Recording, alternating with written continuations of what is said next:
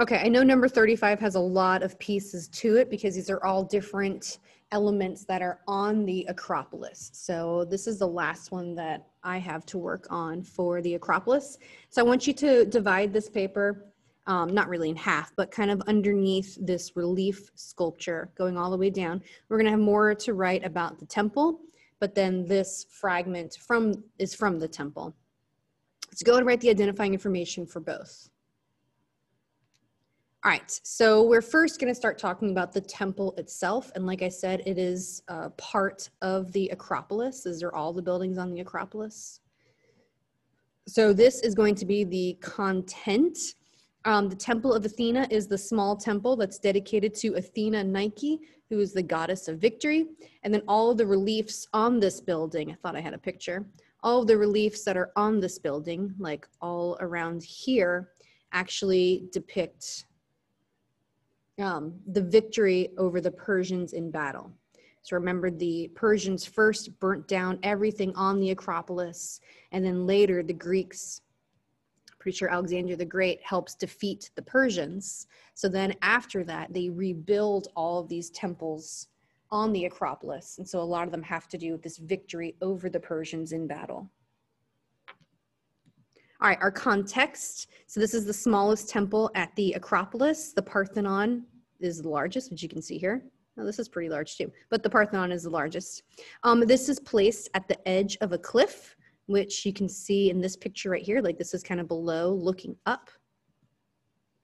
The temple was built over the remains of an earlier temple that was also dedicated to Athena that was demolished by the Persians. So kind of like a poltergeist thing. They just built right on top of that older temple. But this one's not haunted, I don't think.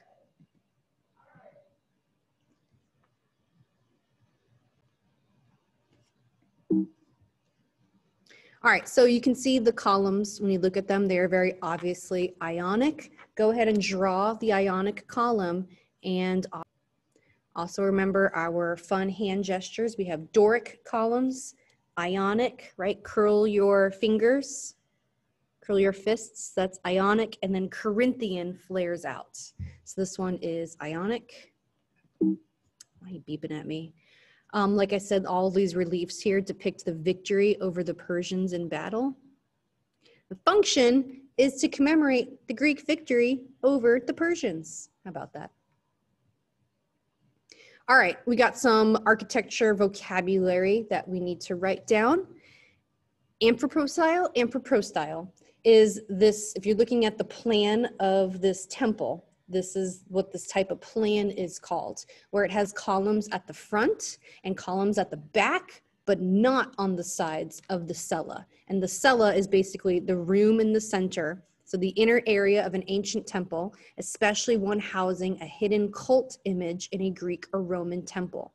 So the Parthenon also had a cella, and that was going to be that inner chamber where it would have a huge, large statue of Athena.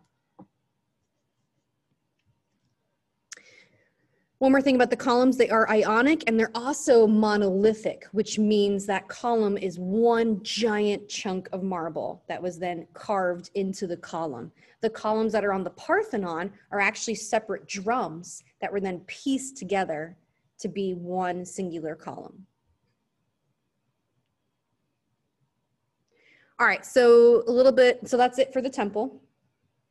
So now moving on to the other side is Victory adjusting her sandal, and she is a fragment of relief that is made out of marble. So for context, this is a surviving panel from the Temple of Athena Nike, from the temple's parapet, which is this low wall, kind of like a railing, because remember there's like a cliff right here. This is on the edge of a cliff. So this is at the south side of the temple, and this parapet was covered in reliefs. And none of it is there anymore. So this is like a surviving fragment. That's fairly small. So this is about 3.5 feet. This is considered high relief. So our grave stele of Hergiso is also relief, but this is considered really high relief, really coming out. As we progress more and more and we get to see the Roman art, it's going to be even higher relief. All right, so I kind of drew on this picture, and I also drew on my note page where her wings are. So her overlapping wings really help stabilize the pose. So Greek classical art is all about balance and harmony and stability. And this one is Greek classical because it was made during that time, but it's really leaning more towards Hellenistic because of this very naturalistic pose, but almost feels very off balance. So the wings actually help harmonize and help balance her, help stabilize her. All right, there's a lot of deeply incised drapery lines, which creates a linear pattern, right? It's kind of like crisscrossing back and forth. It's very revealing to the body. This is called wet or transparent drapery. Wet drapery or transparent drapery, like she's wearing clothes, but they're clinging so much and it almost looks wet, to where it's this erotic depiction of the figure. Her dress is kind of slipping off of her shoulder, and you can see her shoulder being exposed. This is considered the most erotic piece from the Acropolis because of all that. All right, so here's some comparisons. So high classical, you have the grave stele of Hergiso, and then you also have this Victory adjusting her sandal, which looks, like I said, way more Hellenistic. But because of the time period, this is considered high classical. So the grave stele of Hergiso is considered relief, where the background is carved and the image is popping out. Nike or Victory adjusting her sandal is also relief, but it's considered high relief because of how deep the cuts are.